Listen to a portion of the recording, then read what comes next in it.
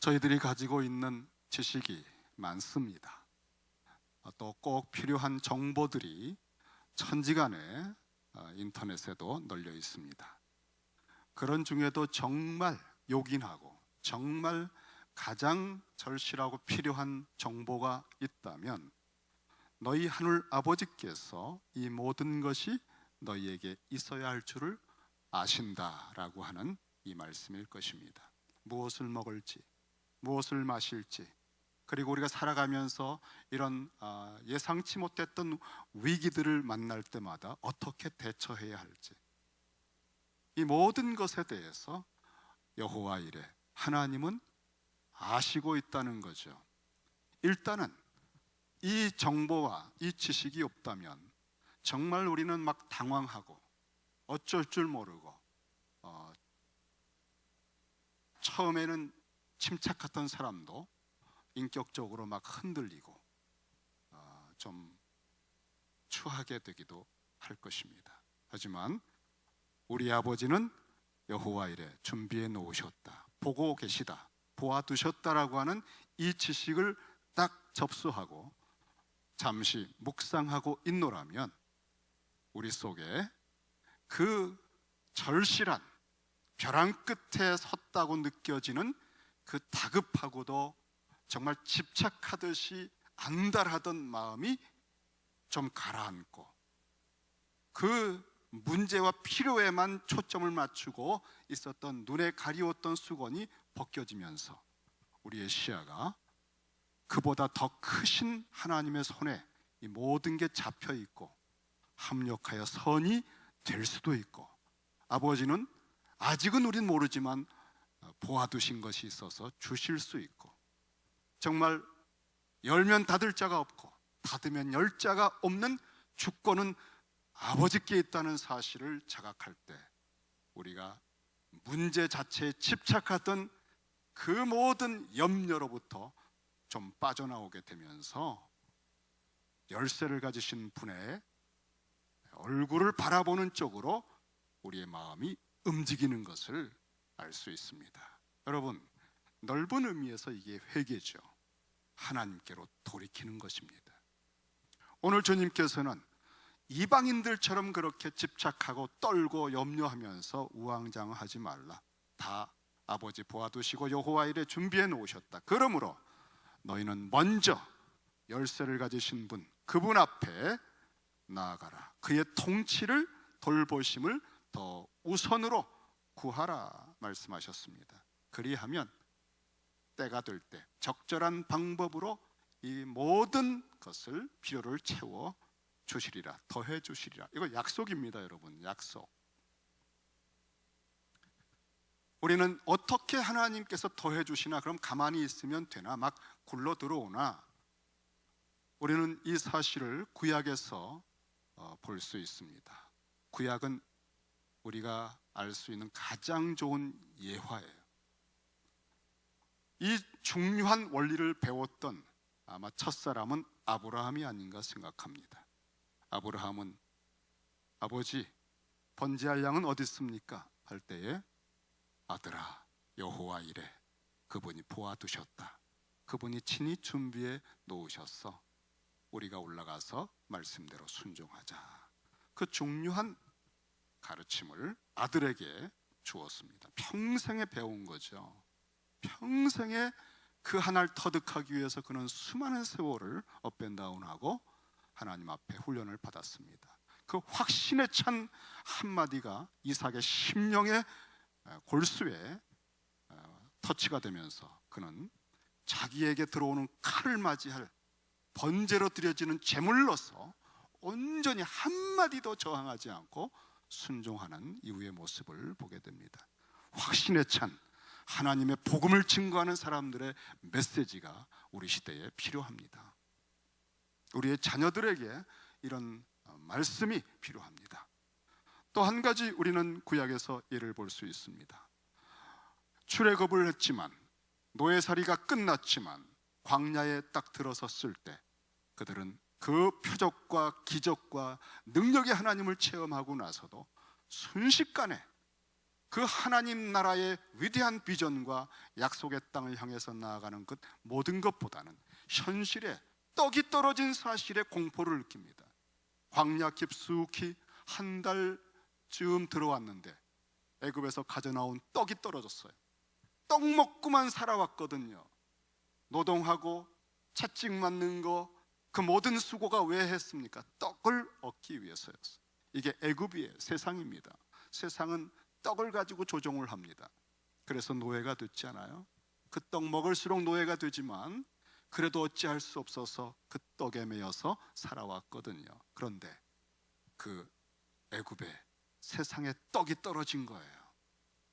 이제 우리 어떻게 살아?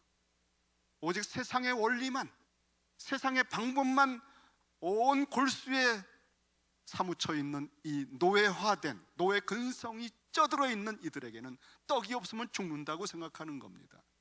공포의 도가니, 염려, 모세의 멱살을 잡고 차라리 애굽이 낫지 않느냐, 우리 죽었다, 어떻게 할 거냐. 여러분, 떡이 떨어졌을 그때에 만나를 주셨습니다. 그 전에는 만나라고 하는 세계가 그렇게 뭔지 잘 몰라요. 떡이 떨어져야 하나님께서 하나님의 나라, 하나님의 통치 원리, 우리가 수고하고 애쓰고 공로를 세워야 먹고 사는 줄 아는 이러한 모든 사고방식, 가치관의 철칙을 뿌리채 깨뜨리고 아무것도 없는 가운데 만물을 창조하신 아버지의 은혜로 사는 아들인 것을, 너희들은 노예가 아니야, 내가 입히고 먹여, 만나를 주신 거예요. 이 만나를 통해서 사람은 떡으로만 사는 것이 아니고 아버지의 입으로부터 나오는 말씀으로 천지가 지어지고 그 말씀을 순종할 때 만나가 썩지 않고 안식일엔 2배를 거둘 수 있고 그 전날은 이런 하나님의 통치, 하나님의 나라의 원리를 배우게 된 것입니다. 그래서 처음에는 먼저 이 하나님의 나라를 구하지 못하지만, 왜? 우리 속에 노예 근성이 있거든요. 그래서 우리는 처음에는 염려와 근심으로 시작을 하지만 점차 먼저 그의 나라와 의를 구하는 백성이 되도록 가르쳐 주시는 것을 봅니다. 그래서 많은 사람들에게 먼저 그의 나라와 의를 구하며 살아가는 삶이 얼마나 놀라운지를 보여주는 증인들로 키우신 과정을 보여주셨죠. 우리는 또 한 가지를 볼 수 있습니다. 먼저 그의 나라와 의를 구하지 못하지만 우리의 필요에 대한 염려와 근심과 불안의 과정이 하나님의 교육적 손길에 의해서 변화된 것을 보여주는 또 하나의 샘플이 있는데, 그것은 한나를 통해 볼 수 있어요. 그는 분인나와 자기를 통해, 정말 분인나는 자식이 있고 자기는 아이를 낳지 못해요. 얼마나 눈총을 받고 멸시를 받고 나는 저주를 받았나 자책을 하고 시기와 수모를 당하면서 울고 몸부림쳤습니다. 그는 실로의 성소에 올라갈 때마다 하나님께 기도했습니다. 그때 기도는 자기 필요입니다. 나도 자식을 주세요. 나도 아이를 낳게 해주세요. 이 수치와 수모를 벗어나게 해달라고. 다 우리는 필요를 가지고 우리의 절실한 문제를 가지고 하나님을 의지합니다. 그런데 아무리 기도해도 응답이 없죠. 왜냐하면 하나님이 태를 닫으셨거든요. 여러분, 열쇠가 하나님께 있어요. 정말 하나님의 뜻에 적중을 해야 철컥 열리는데, 내 입장에서 무엇을 먹을까 마실까 염려하며 집착할 때 하나님의 뜻이 보이질 않습니다. 그런데 여러분, 실로의 성소에 올라가서 예배 드릴 때마다 느끼게 된 것이 있습니다. 너무나 타락한 거예요. 엘리의 2 아들도 타락하고 이 나라가 하나님의 백성으로서의 미래가 없는 거예요. 자기는 이 자식을 낳지 못해서 분인나의 대적처럼 그렇게 수모를 당하면서 괴로웠던 것이, 이제는 이 하나님의 백성들은 이 모든 역사를 하나님 뜻대로 통치할 왕이 없고 하나님의 인물이 없어서 블레셋에 짓밟히며 고통을 당하고 있으니 하나님 마음은 얼마나 아플까. 내가 겪어보니 이 수모를 당하면서 대적할 수 없고 무력한 것이 얼마나 절망이고 아픔인지 내가 이렇게 겪어보니 우리 하나님 마음 너무너무 아프겠다. 여러분, 나의 필요를 아픔을 통해서 하나님 나라에 연결되어 가는 과정이죠. 우리는 하나님의 나라에 초청을 받는데 우리의 필요가, 우리의 아픔이 때로는 도구가 됩니다. 그는 그때 하나님의 아픔, 하나님의 나라의 필요를 위해서 자식을 주시면 내가 내 자식 낳았다라고 하는 자랑이 아니라 당신의 나라에 드리겠습니다. 그리고 낳은 자식이 사무엘입니다.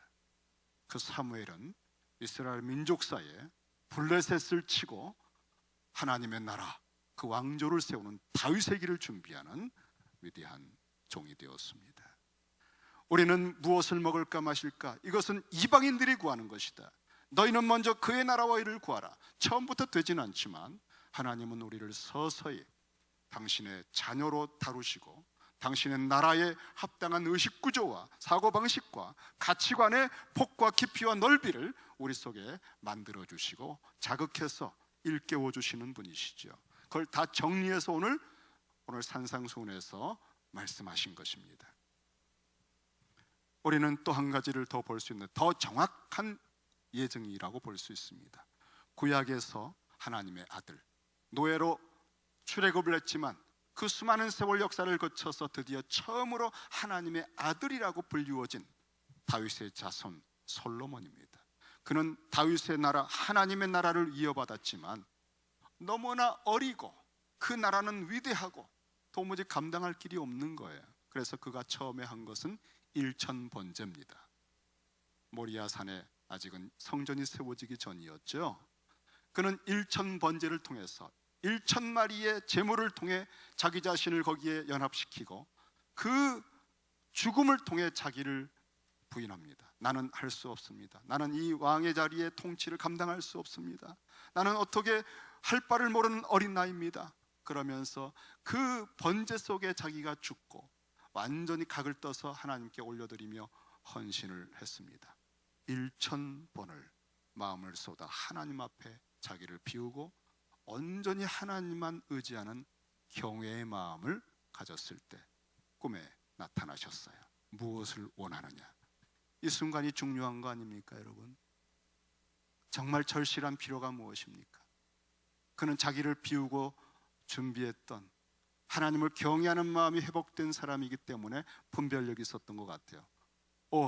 하나님, 저에게 지혜를 주십시오. 하나님의 나라를 제대로 통치하고 분별하고 이끌 수 있도록 선악간에 지혜를 주십시오. 여러분, 에덴 동산에서 아담이 실패했으나 솔로몬은 하나님의 아들로서 정확하게 하나님 마음을 꿰뚫어 봤어요. 하나님의 나라의 중심부에 있는 필요가 무엇인지를 그는 1,000번제를 통해 깨닫게 된 것입니다.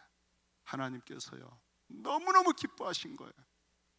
애굽에서 노예로 나왔던 이 당신의 장자가 드디어 당신의 아들의 의식구조를 가지고 기도할 수 있었구나. 너무 마음에 들었습니다.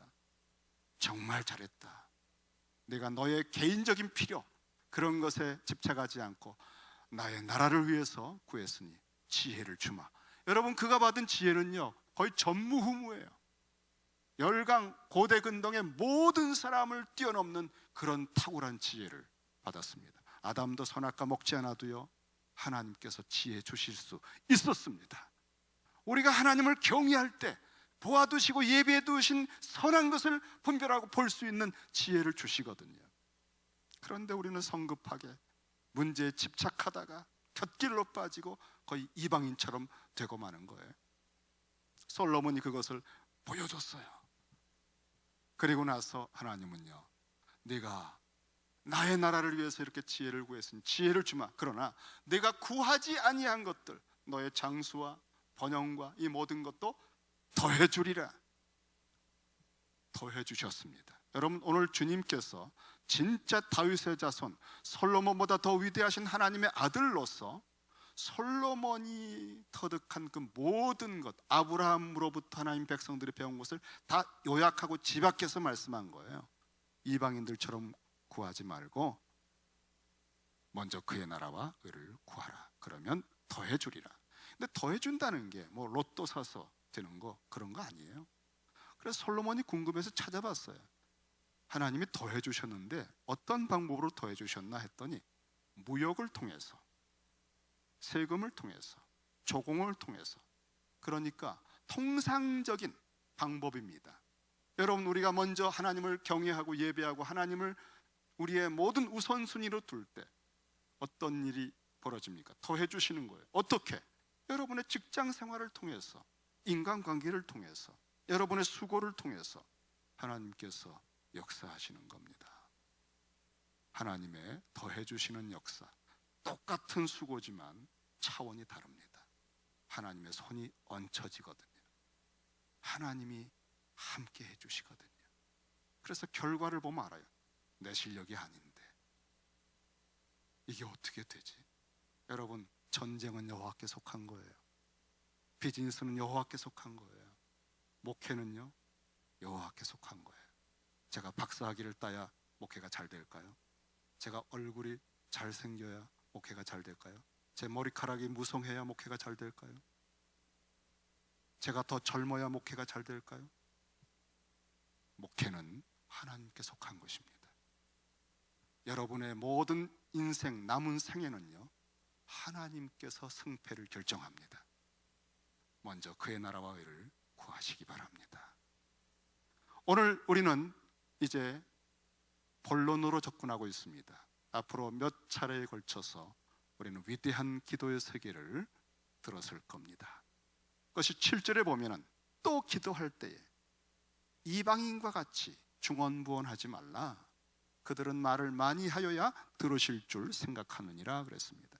중언부언은 의미도 없는데 자꾸 반복하는 것입니다. 그러므로 그들을 본받지 말라.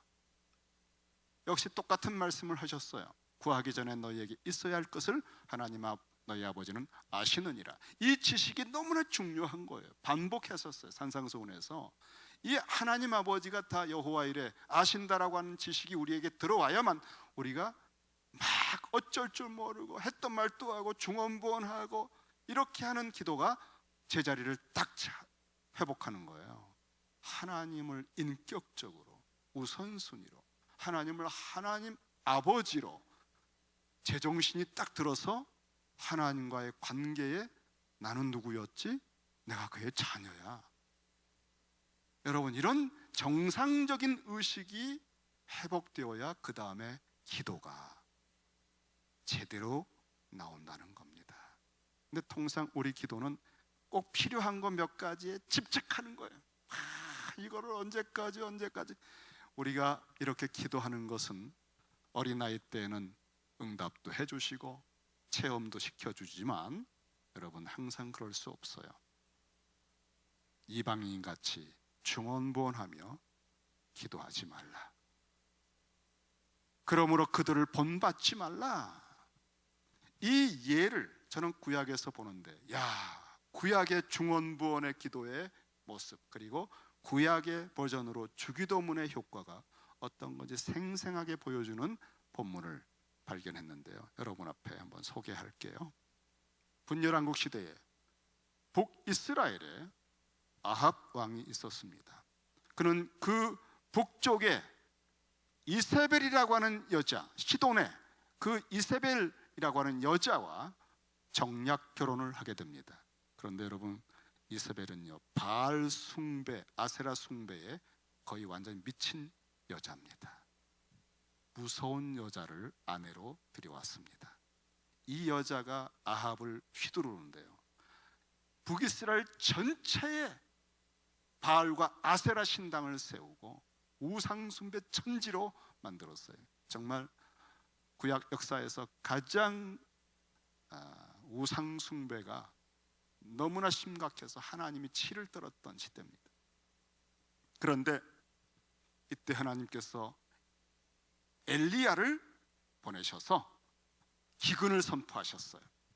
누가 비를 주는지, 누가 먹을 것과 입을 것을 주는지 바알이 주느냐? 왜 바알을 숭배했습니까? 바알이 비를 주관한다. 천둥 번개의 신이다. 그래서 우리가 잘 먹고 잘 살려면 바알을 숭배해야 된다. 이것 때문에 무엇을 먹을까 마실까 염려하다가 우상애로 빠진 겁니다. 하나님은 이런 거 잘 못하시지 않아?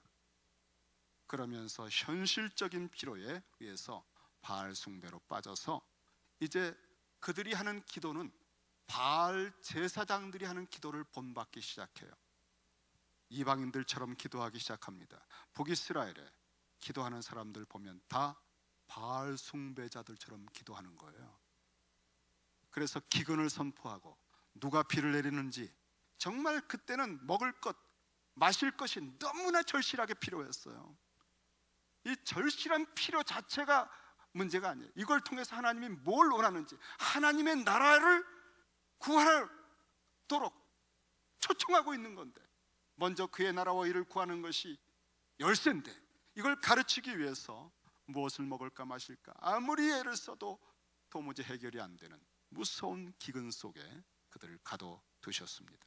드디어 3년 반 마지막 결전의 날에 엘리야는 이 바알 숭배자 제사장들 400명, 450명, 그리고 아세라 선지자들 400명을 불렀습니다. 갈멜산에.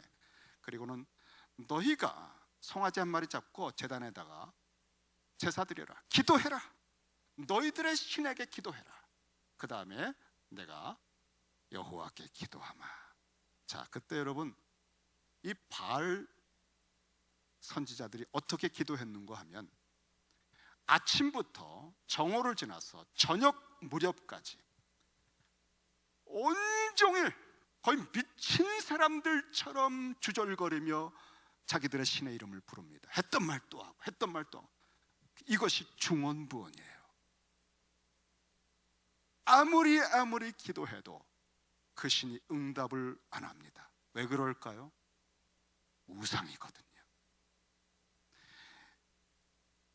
이에 그들이 큰 소리를 부르고 그들의 규례를 따라 피가 흐를 만큼 자기들의 몸을 상하게 하면서 미친 듯이 떠들어 저녁 소재 드릴 때까지 이르렀으나 아무 소리도 없고 응답하는 자나 돌아보는 자가 아무도 없더라. 중언부언하고 중언부언하는 이런 것들을 보여주는 결과입니다. 여러분, 너희는 오늘 주님 말씀하셨죠. 이방인들이 중언부언하는 것처럼 기도하지 말라, 그들을 본받지 말라 그랬습니다. 우리 시대에 기도가 많이 있어요. 여러분, 정말 어떤 분이 기도하는 거 보면 그는 그 기도를 어디선가 본받고 배웠습니다. 그가 기도하는 모습은 아마 어머니가 했던 기도의 모습일 수도 있어요. 주로 집에서 여러분, 아버지는 기도 잘 안 하잖아요. 그나마 기도하는 모습 보여주는 건 어머니잖아요. 그리고 대개 그들을 본받지 말라, 기도는 본받게 되어 있어요. 무의식적으로 의식적으로. 그래서 그가 어떤 분이 기도하는 걸 보면 아이고 장로교 나오셨구나, 이걸 알 수 있어요. 어떤 분 기도하는 거 보면 순복음이에요. 그 공동체, 교단, 그 신학 속에 기도가 있습니다. 그래서 바알 숭배 천지에서는 모든 사람들이 바알 선자들처럼 기도합니다. 중언부언. 이 시대는 모든 하나님을 모르는 사람들은 먹을 것, 입을 것, 이 시대의 염려, 이런 것들이 가장 심각하기 때문에 지성을 들이면서 했던 말도 하고 낮부터 밤까지 지성을 들이면서 그거 하나 해결하려고 집착하고 중언부언 하잖아요. 우리는 어떻습니까? 우리 하나님 아버지는 어떤 분이십니까? 구약의 주기도문을 들어보시겠습니까? 이 중언부언 미친 듯이 기도하는, 아침부터 저녁 때까지 해도 아무 응답 없는 이 기도 속에서 드디어 엘리야가 등장합니다. 이제 됐냐? 그러면 내가 한번 기도해 보마. 그리고는 그는 하나님 앞에 서서 몇 마디를 했습니다. 아브라함과 이삭과 이스라엘의 하나님 여호와여, 주께서 이스라엘 중에서 하나님이신 것을 알게 해 주십시오. 내가 당신의 종된 것과 그래서 이 모든 것을 행하는 것을 알게 해 주십시오. 그리고는